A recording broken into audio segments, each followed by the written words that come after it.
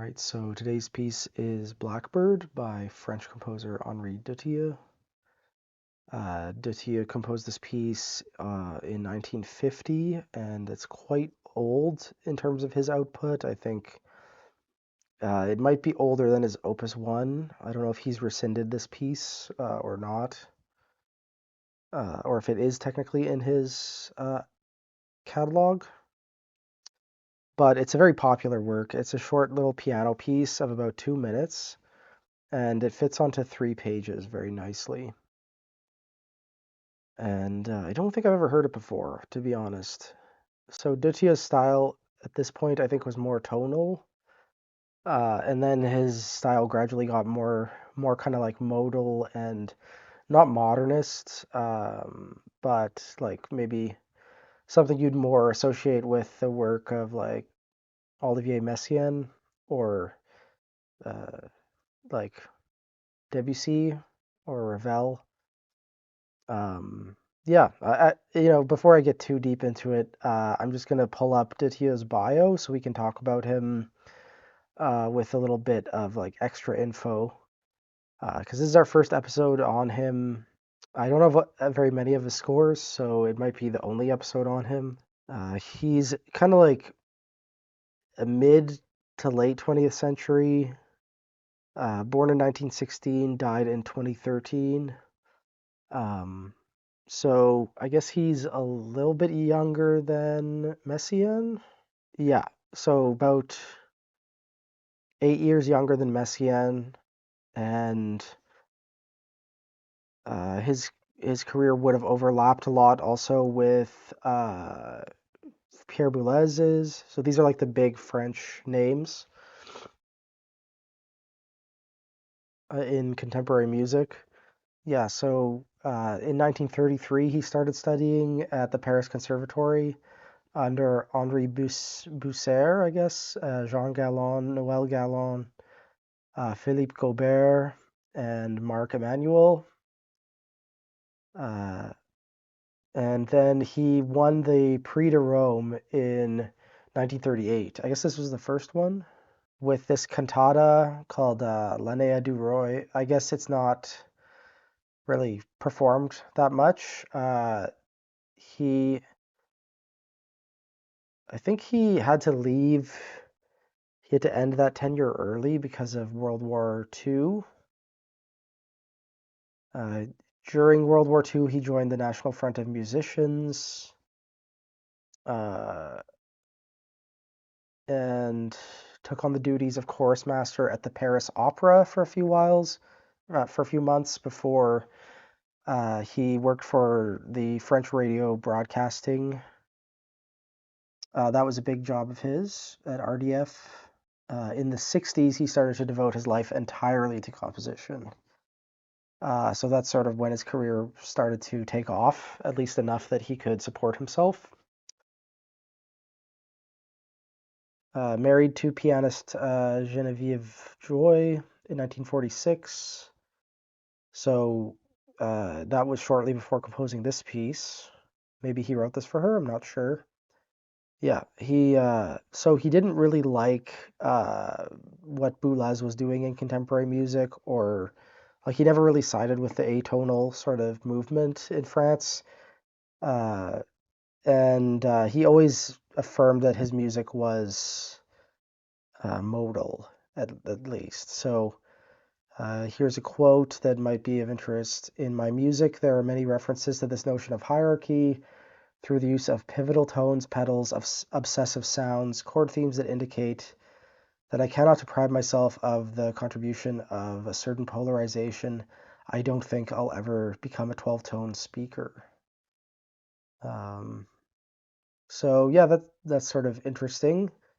Maybe a little bit more conservative than Messiaen even in his writing.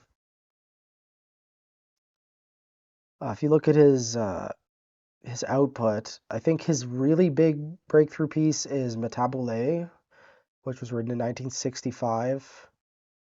That's a piece of his that I'm most familiar with. I also, for a class in my master's, I orchestrated his string quartet. Ein Sie la Nuit, 1977. And that was really fun to orchestrate. I think it sort of revealed to me that all of his writing is very orchestral. He has a really good sense of the orchestra. His solo cello piece, I know of this piece because it's dedicated to Sacher, um, the tribute to Paul Sacher. This was part of a larger commissioning project in 1976 uh, from several different composers. I think there's a famous Boulez piece that was written for it.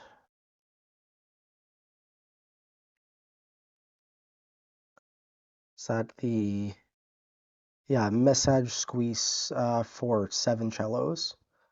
Dutilleux has this nice little piece for solo cello, which I really highly recommend. Um, and yeah, those are sort of the big ones I know. He's worked with a lot of notable soloists, so he has some pretty big concerti.